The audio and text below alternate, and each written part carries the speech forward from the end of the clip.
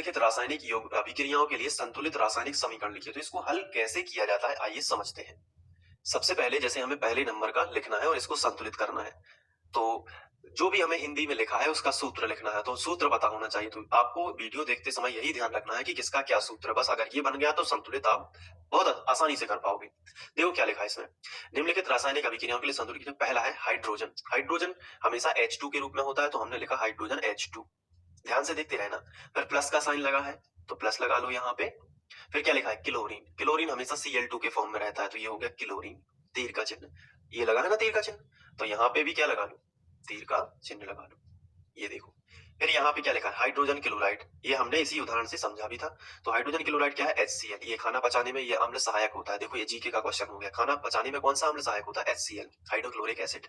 ये हमने लिख लिया। लेकिन ये है अभी ढांचा समीकरण, ये संतुलित नहीं है। ये तो केवल हमने एक अभिक्रिया से समीकरण बनाया, लेकिन अभी ये संतुलित नहीं है। तो संतुलित का मतलब क्या है, दोनों ओर बराबर होना चाहिए द्रव्यमान संरक्षण के नियम से। हमने ये वाला क्वेश्चन भी किया था कि रासायनिक समीकरण को संतुलित करना क्यों आवश्यक है। देखो कैसे, यहाँ पे हाइड्रोजन कितने हैं, 2 है, लेकिन यहाँ पे क्या 2 हाइड्रोजन है, आंसर है नहीं। तो यहाँ पे लिख दें क्या, तो नहीं, गलत हो जाएगा, सूत्र डिस्टर्ब हो जाएगा। सूत्र डिस्टर्ब नहीं करना है। HCl का सूत्र यही होता है, HCl यानी हाइड्रोक्लोरिक अम्ल। हाइड्रोजन क्लोराइड का सूत्र यही होता है, HCl। अगर यहाँ पे 2 लगा दोगे तो ये हाइड्रोजन क्लोराइड का सूत्र नहीं होगा। तो फिर 2 आगे लगाना पड़ेगा, यहाँ नहीं लगा सकते तो यहाँ लगा सकते हैं। ये तो मजबूरी होगी कि यहीं लगाना पड़ेगा।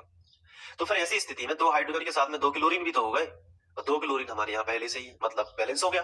2 हाइड्रोजन और 2 क्लोरीन, 2 हाइड्रोजन और 2 क्लोरीन, ये हो गया संतुलित। तो इसको ऐसे संतुलित करना है। कितना सिंपल था, कितना सिंपल था ना इसको संतुलित करना। देखो सेकंड नंबर पर क्या दिया गया है, सेकंड नंबर पर है बेरियम क्लोराइड। बेरियम क्लोराइड का सूत्र आपको पता है क्या, नहीं है तो देखो, जब तक सूत्र पता नहीं होगा आप संतुलित नहीं कर पाओगे। तो सूत्र ध्यान रख लो, ये 3 तो है ही, तो सूत्र ध्यान रख लो। धीरे धीरे आपको सभी सूत्र याद हो जाएंगे पूरी केमिस्ट्री के। देखो क्या होगा, बेरियम क्लोराइड, तो आप क्या लिखोगे, BaCl2।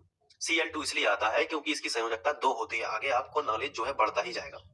तो बेरियम क्लोराइड हमने इस तरीके से लिखा। प्लस एल्यूमिनियम सल्फेट, तो हमने प्लस लगा दिया यहाँ पे, और एल्यूमिनियम सल्फेट हमें लिखना है। तो कैसे लिखा जाएगा, तो यहाँ पे कई बच्चे गलती कर देते हैं। देखो ध्यान से, एल्यूमिनियम सल्फेट हम ऐसा भी लिख सकते हैं, लेकिन ये गलत है। एल्यूमिनियम और सल्फेट बना दिया, लेकिन ये सरासर गलत हो जाएगा।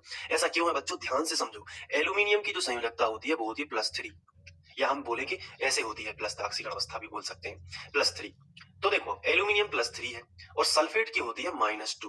तो 3 और माइनस में बराबर बराबर होने चाहिए, तभी तो उदासीन हो जाएंगे। तो अगर हम इसमें 2 का गुणा कर दें तो ये कितने हो जाएंगे, 6। इसको हमने कितना बना लिया, 6। तो अगर और इसमें अगर हम 3 का कर दें तो ये हो जाएगा कितना, ये भी हो जाएगा 6 - 6। क्योंकि अगर हम एल्यूमिनियम, इसको भी हमने +6 बना लिया और इसको हमने -6 बना लिया, तो एल्यूमिनियम में कितने का गुणा किया है, 2, तो हम इसको लिख सकते हैं Al2। लेकिन SO4 में कितने का किया है, 3, तो इसको लिख सकते हैं SO4 का होल थ्राइज। तो ये बनेगा एल्यूमिनियम सल्फेट। ये सब चीजें आपको आने लगेंगी धीरे धीरे, कोई टेंशन की बात नहीं है। यदि नहीं भी हुआ है तो आप डायरेक्ट भी अभी याद रख सकते हैं। एल्यूमिनियम सल्फेट कैसे बनेगा, तो 2 एल्यूमिनियम 3 सल्फेट के बराबर होगा, तो SO4 का होल थ्राइस। ये देखो ऐसे कर लिया अपन ने एल्यूमिनियम सल्फेट। अब बना क्या है, तीर का चिन्ह बना लिया, बना है बेरियम सल्फेट। बेरियम की तो वैसे ही +2 भी होती है, तो उसे -2 के साथ एक बार ही जुड़ेगा, तो BaSO4 डायरेक्ट लिख सकते हैं। ऐसा इसलिए है क्योंकि देखो ध्यान से, थोड़ा सा दिमाग लगाओगे तो सब चीजें क्लियर होंगी। बेरियम +2 पहले से होता है और SO4 डबल माइनस पहले से होता है, तो ये सिंगल सिंगल जुड़ सकते हैं। इसमें 2 और 3 का गुणा करने की जरूरत नहीं है, क्योंकि डबल माइनस डबल प्लस एक ही बात है, एक ही बार जुड़ जाएंगे। तो आपस में क्या हो रहा है, उदासीन हो रहे हैं, है ना। तो ये हो गया Ba बेरियम सल्फेट। फिर क्या है, एल्यूमिनियम क्लोराइड। अब देखो ध्यान से, एल्यूमिनियम की संयोजकता कितनी होती है, एल्यूमिनियम की संयोजकता +3 अभी बताया आपको, लेकिन क्लोरीन की कितनी होती है, -1। तो एल्यूमिनियम के साथ जुड़ने के लिए हमें -3 चाहिए ना, लेकिन ये तो -1 है, तो कितने क्लोरीन जाएंगे इसके साथ में, 3 क्लोरीन। सबकी क्या होगी, -1 -1 तो 3 क्लोरीन यहाँ। तो Al एक बार लिखा जाएगा, लेकिन क्लोरीन 3 बार लिखा जाएगा।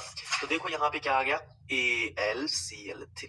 ये हमने पहले तो सूत्र बस लिखे हैं, क्या लिखे हैं, सूत्र बस लिखे हैं। अब इनको क्या करना है, संतुलित। तो सबसे कम स्थान में कौन आया है, सबसे कम स्थान में एल्यूमिनियम और बेरियम है, तो इन्हीं को संतुलित कर लो, बाकी अपने आप ही संतुलित हो जाएंगे। यहाँ देखो एल्यूमिनियम कितना है, 2 एल्यूमिनियम है, यहाँ पे कितना एल्यूमिनियम है, केवल 1 है, तो 2 का गुणा कर लो, तो 2 एल्यूमिनियम हो गए। बेरियम कितना है, 1 है, यहाँ भी 1 है। अब देख लो, अब क्लोरीन चेक करो एक बार, 3 दूनी 6 क्लोरीन है, यहाँ पे कितने क्लोरीन है, 6। क्या यहाँ पे 6 क्लोरीन है, आंसर है नहीं, यहाँ पे तो 2 ही है। तो क्या करना पड़ेगा, यहाँ पे हमें 3 का गुणा करना होगा, तो 3 दूनी 6 क्लोरीन हो जाएंगी। लेकिन इस चक्कर में 3 बेरियम हो गए, तो हमने 3 का गुणा यहाँ कर दिया, तो 3 बेरियम हो गए, तो 3 ही सल्फेट हो गए, जो कि यहाँ पे है। पूरा समीकरण संतुलित हो गया इतनी सी बात से। याद आया कि नहीं? ऐसे ही करना पड़ता है। चलिए अब तीसरा जो हमें दिया है वो भी हम करते हैं। थोड़ा सा अगर आपको समझ में नहीं आया है तो एक बार आप रिवाइज फिर से रिपीट कर लेना, बहुत ही सिंपल चीजें हैं।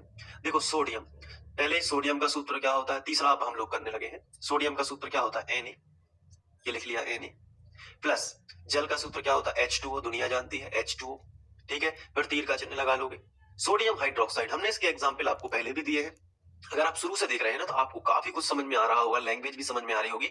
सोडियम हाइड्रोक्साइड यानी NaOH, ठीक है। और फिर क्या है, हाइड्रोजन। हाइड्रोजन हमेशा कैसा रहता है, H2 के फॉर्म में। ये देखो, पहले हमने सभी के सूत्र लिख लिए, सोडियम का भी सूत्र लिख लिया, जल का भी सूत्र लिख लिया, सोडियम हाइड्रोक्साइड का भी सूत्र लिख लिया और हाइड्रोजन का भी सूत्र लिख लिया। इतना हमने किया।